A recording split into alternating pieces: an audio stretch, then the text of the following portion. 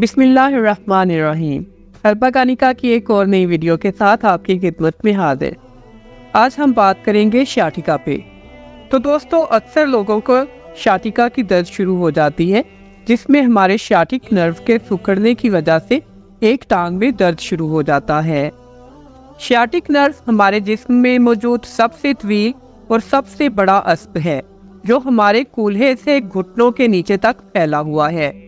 زیادہ تر لوگ شیاٹکا سے خود ہی ایک ٹائم پیریڈ کے بعد ٹھیک ہو جاتے ہیں، لیکن کچھ لوگوں میں شیاٹک کی وجہ سے چلنا پھرنا اور بیٹھنا اٹھنا بہت مشکل ہو جاتا ہے۔ ایسے میں شیاٹکا کا علاج کرنا بہت ضروری ہو جاتا ہے، کیونکہ یہ چلنے پھرنے سے بھی معذور کر دیتا ہے۔ تو آئیے جانتے ہیں کہ شیاٹکا کیوں ہوتا ہے۔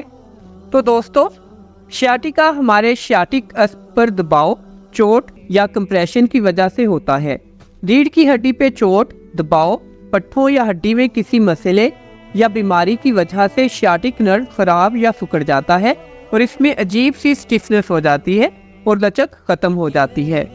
شیاٹک نرو ہماری ریڑھ کی ہڈی میں موجود 5 اعصابوں کے ملاپ سے بنتا ہے، اس لیے اگر ہمارے ریڑھ کی ہڈی میں کوئی مسئلہ ہو، جیسے ڈسک کا سلپ ہو جانا وغیرہ، تو یہ ارد گرد کے اعصاب پر دباؤ ڈالتا ہے، جس سے شیاٹک نرو پر بھی اثر انداز ہونا اس کا لازمی ہو جاتا ہے اور اس میں درد شروع ہو جاتا ہے، سوزش ہو جاتی ہے، فینٹنگ ہو جاتی ہے اور کمپریشن شروع ہو جاتا ہے، جس سے کہ یہ سب مسائل سٹارٹ ہو جاتے ہیں۔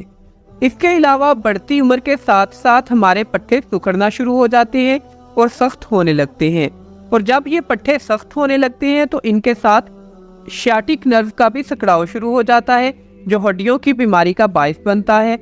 تو دوستو، بات آتی ہے اس کے علاج کی۔ ایلوپیتھک میں اس کا علاج بہت لمبا اور بہت تکلیف دہ ہوتا ہے، جس میں آپ کو بہت سارے ٹیسٹ کروانے پڑتے ہیں، آپ کو تھراپیز کروانی پڑتی ہیں، کولہے کا آپریشن کروانا پڑتا ہے، اور ایک دفعہ کولہے کا آپریشن کروا لیا جائے تو اس کے بعد تکلیف کا ایک لامتناہی سلسلہ شروع ہو جاتا ہے اور آپ کو مسلسل تکلیف میں رہنا پڑتا ہے۔ گرمیوں سردیوں میں آپ کی تکلیف میں مزید اضافہ ہو جاتا ہے جب آپ کے زخم ہرے ہو جاتے ہیں۔ اینٹی بائیوٹک اور پین کلرز بار بار لینا پڑتی ہیں۔ اس کے مقابلے میں نیچروپیتھی میں آپ کے لیے اس کا مستقل اور شافی علاج میسر ہے۔